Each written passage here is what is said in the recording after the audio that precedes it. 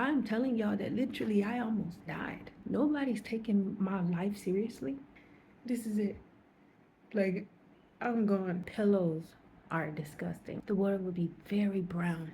I never thought it would be me making this type of video. I see people making these videos and I'll be like, is that really necessary? But I see now that it's necessary. I've been to Airbnbs, in America, and I never had a problem. But coming to Ghana, being here, these Airbnb hosts don't really follow policy like they should. They don't. So on May 10th, I woke up around 11 a.m. and I found it was very hard for me to breathe. Like I woke up like, and my husband came over there to see what I was doing. It was very hard to breathe. The heat inside of this room was thick, and the fan was on. Like, let me show y'all the fan right now. The fan stays on. It stays on basically 24/7 or as long as we in the room because it's just very very very hot. It was difficult to breathe, so I got up and I went to try to turn the AC switch on. The AC switch is right here on the wall, and there's the AC. Now, at first, I don't know, they had this thing on there where you could not turn the AC on unless they did something out there with the switch, which is crazy. So I turned the AC switch on, even though I know that they said you have to pay $5 a day or 50 cities a day to use the AC. But not everybody is doing okay right now. I am a student, first of all, so y'all know how it is to be in between blessings. So obviously the AC didn't cut off, and I'm like, oh, so they probably turned off the AC because they did not want us to use it unless we paid. Okay, whatever. So at this point, I'm dizzy and I'm very sick and I'm very nauseous, and it's been that way since I've been here, on and off. So I sit down in the chair because my husband was fixing breakfast. I eat, still feeling dizzy. So I go and I sit in the bed just to be, comfortable. And that's when I realized I started getting so weak. Like I had no strength, no energy. Only thing I could do was just lay on my back. I was afraid to call it this at first, but this is part two of my near death experience. So I lay down on my back and I noticed like my chest, it felt like something literally like sat on my chest. It was pressing it, like squeezing it, where it just like the airway was closing and it was just very hard for me to breathe. So I'm laying there and I close my eyes and I'm like, just be calm, just breathe slow. You'll be okay, just breathe slow. So I'm trying to breathe and not panic. Like, no matter how slow I'm trying to breathe, it gets difficult for me to breathe to the point that I can just demonstrate to y'all. I literally started breathing like this. I barely even had, y'all, I didn't have strength. So he comes and he's like looking in panic because he can tell something is wrong with me, and he helps me, get up off the bed and helps me get, to the chair, and he brings me to the window. Now let me.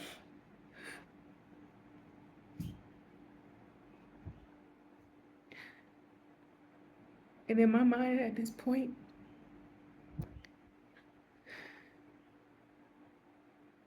I'm like thinking to myself, like, this is it. This is it. Like, I'm gone. So I close my eyes, and then it's just like suddenly my life just like flashing before me, and I'm thinking about my mom, thinking about my husband, I'm thinking about my family, and the only thing I could think was how to get up from wherever I was. I could not move. I didn't have energy, and I'm thinking, how can I get up from here to tell my husband, to tell everybody that I love them, because I'm about to leave here. So I'm crying in panic. I feel the tears just, rolling down my face, thinking about my family and stuff. Life flashing before me, and all I want to say to them is, I love y'all. Now, after I see them, I don't remember a thing after that because it got blank.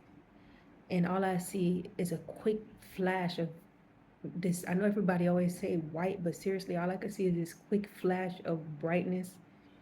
And then I hear, get up. And I knew it was God. I just know it was his voice. The way that I heard it, it was authority. And it was like, get up. So at that point, I open my eyes and I shout, babe, I shout for my husband. And part three of my near death experience, I barely even had, y'all, I didn't have strength.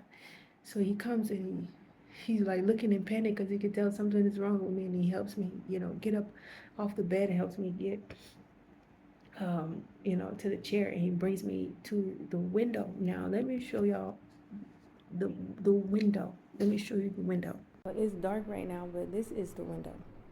There's a little screen right here, a little glass. You can slide open, but on the outside is a gate. You can't really open it. There's no ventilation coming in. So I'm sitting at the window over here, and I'm sitting at the gate, and I'm out the window like this,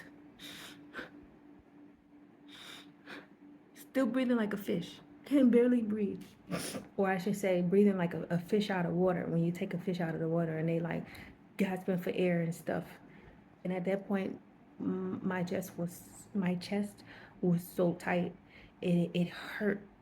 It hurt like it was just sore. It was very hard for me to catch my breath and to breathe normally again. For a couple of hours, it did not calm down. So as I'm sitting next to the window, as I told y'all, there's the switch that you see lit up right there, the red one. Something told me to turn on the switch. When I was sitting at the table eating breakfast, I remember I had a little attitude because I was hot, and I was just like, I'm hot. And he was like, my husband said, what'd you say? I'm like, I'm hot. And I said it like loud. I didn't mean to, but I said it loud. And so someone was at the outside of the door. Y'all know in Ghana, like the walls are very thin. Somebody's at the outside of the door. I hear a switch turn. And I'm like, in my head, I know he turned that switch on. I didn't think about it until after I was able to get up from catching my breath and sitting at the window. So I'm sitting there, I flip the switch, the AC comes on. So because of the host and his policy of the $5, I felt bad. We gave them barely, I was our last 50 cities basically. We gave it to them because I wanted to be comfortable to sit here all day in the room with the AC after a traumatic experience like that. And this is not the first time we paid. We paid a couple times, and we have receipts of when we paid them. So that was like kind of like the last straw for me. That woke me up and was like, message Airbnb, because I've been here for a whole month and I've been just putting up with stuff and tolerating stuff because I feel like maybe it's too late, or maybe I can't get help, or maybe they won't refund me because they don't really like to. Part four of my near death experience, almost dying. That was it. I was like, no way. I messaged Airbnb as soon as I gathered my thoughts. When we first got to the Airbnb, I would just use the pictures. The drawer very dirty, behind the TV, dust everywhere. The cabinets, dust. There was dust under the bed. Like no one swept in here. They just tried to tidy around the space, but they didn't really, do a good cleaning. The pillows are disgusting. I have not slept on a pillow since I've been here. My neck has been hurting. I toss and turn all night. I'm literally gonna show y'all where I sleep. I feel so horrible in this place. I feel so dirty. I feel so disgusted. Staying in this place, I feel, is driving me crazy. I'm going to literally show y'all the little space that I made, because also when we got here, you could look at the sheets. I'm like, I don't know if these sheets are clean. And the pillows were so dirty. So I'm like, I'm not sleeping under that. So let me show y'all how I've been sleeping.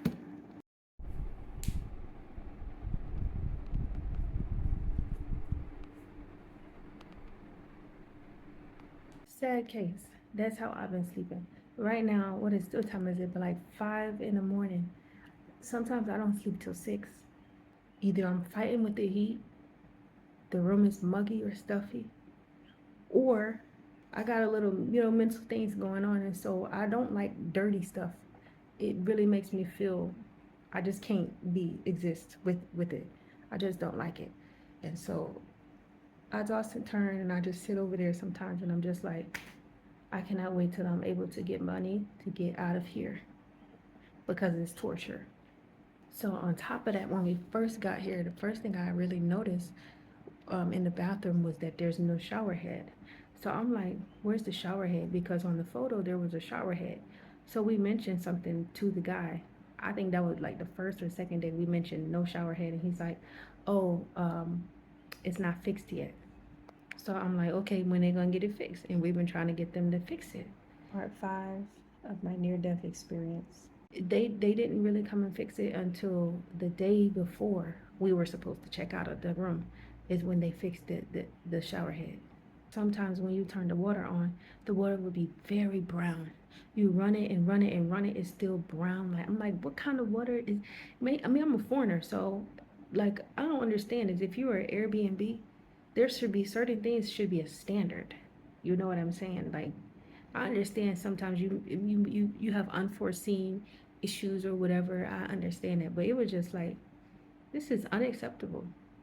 There was supposed to be a water, what do you call it, hot water kettle heater. There was no kettle heater in here. We asked for it. He comes and he brings us something that been sitting for I don't know how long. It was just so disgusting and dirty. How could you give somebody something like this? When we opened the refrigerator had black specks, look like mold inside of the refrigerator. And so when you stand, if you stand outside of the Airbnb, you'll see like these garage looking um, doors or storage looking doors. So you could tell like the structure of the place looks like it's a store. Because like I said, look at the windows. The windows don't look like traditional windows, you know. And this is where I have been for the last month, and now we're into a new month of rebooking because on my student income, I could not afford to get another place, and I had no option or no choice. We asked and tried to work with them. The price was the price, and so we had to, you know, rebook this place. So if you work on your computer as a digital nomad, you know that you need your space, you need your privacy. So most of the time, I'm in the room. I have no other option outside of there. I'm in here. So I'm trying to exist with this heat. I sweat constantly everywhere all the time. I'm soaked. I'm drenched my shirt. You know what I mean? And I understand like their policy is their policy, but I'm like, y'all can't accommodate for at least, you know, the inconvenience. It's been very inconvenient. The least you could do help out with the AC. You know, like if you know this place is not ventilated properly, like this is not a place for human beings. You know, just like real horrible stuff. And so part 6 of my near death experience. And so I reached out to Airbnb, and all they do is send me on a wild goose chase. The very first person that I messaged, after having to tell them so many times, please give me a supervisor, I had to fight him to transfer the chat, even after telling you that I had a medical emergency, and you're treating it like it's a standard case. So the supervisor finally gets in the call, and then this is what she says. This is what she says. Just take a screenshot of it if you need to read it.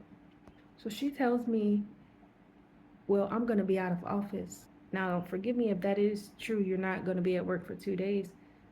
But what about the other agents? They would read the chat and they'd be like, oh, we see that you already have another case, and they will close it. So nobody's taking this seriously. I'm telling y'all that literally I almost died. Nobody's taking my life seriously. I reached the safety department. Like, I'm like, please don't leave the chat. Everybody has been leaving. Please don't leave. So she's like, oh, I won't leave until da da da da. And she eventually stops talking. So I'm like, are you still with me? No response. And then I see your chat has been transferred. And then someone else comes in the chat. And then eventually he closes down the chat. So this is the safety department that y'all have a policy. Airbnb has a policy. Things are covered under air cover. And y'all are treating me like I am just a standard case. That's the thing that hurt me. That really hurt. So I took it to Twitter, and I'm like, all right, I'm going to share. I'm going to spread awareness, because this is absolutely insane that after I almost died, literally, you telling me that I gotta wait 2 days? There's no other manager. There's nobody else who can override it. And then they're giving me the back and forth with, oh, you gotta communicate with the host. Man, that host ain't trying to give nobody no refund, and y'all know that. They are not a month, and then this month, he's not trying to give a refund. Why are Part we? 7 of my near-death experience. Why are we doing a standard procedure or protocol to go and get a refund from this man when this is no longer now? This is, yes, he violated policy, asking people for money outside of the fees that were supposed to be stated up front. Yes, he's violated so many policies of an inhabitable space. Yes. So if y'all not gonna look at that, at least look at it from a human being standpoint, that somebody's life is in danger. We need to make sure that you get out of this place and you get to somewhere safe. But y'all taking a standard, y'all looking at it as it's a standard procedure. I don't have all my words right now. When there's policies involved, and after this, like I swear, it makes me feel like I don't even want to deal with Airbnb, because I've never had this experience before. And the crazy thing is, in the last few months of dealing with Airbnb, we've been pretty much living in Airbnbs for the last few months. And it's been horrible. Why are y'all letting these Ghanaian sellers, I'm no disrespect, but why are y'all letting them just put anything on Airbnb? I see things that's very unprofessional. Two boys laying in the bed, and you just have the nerve to post it. Like, y'all just letting people do stuff. Like, what is it, for money or what? I wanted to raise, awareness and put this thing out there. And I also want to say, I'm not going to be prideful. I'm not going to be ashamed. I'm going to say that I need help. I need help. I need someone to help me. I have to open my mouth to say that I do need help. I just can't believe it. I can't believe it. I am so disappointed, beyond disappointed. And I feel let down. Not the system, human beings failed you. Like, and so they keep telling me, oh, they're gonna handle it. They're gonna win. Is it gonna take something to happen to me before you do something? Crazy. Life is a journey. Relax, take time, enjoy.